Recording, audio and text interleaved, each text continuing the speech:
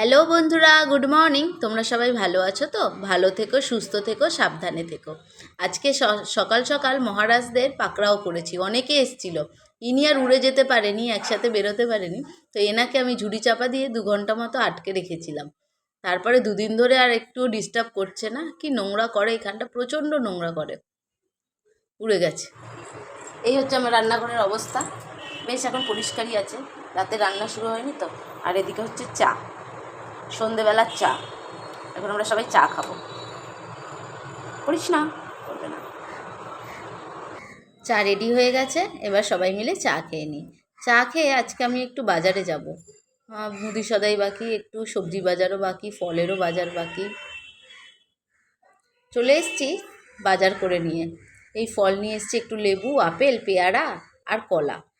আর এদিকে আমার মুদি সদাইও চলে এসছে, এগুলো গুছিয়ে নিই। আমার ভিডিওটা ভালো লাগলে একটা লাইক, শেয়ার, সাবস্ক্রাইব করো, পাশে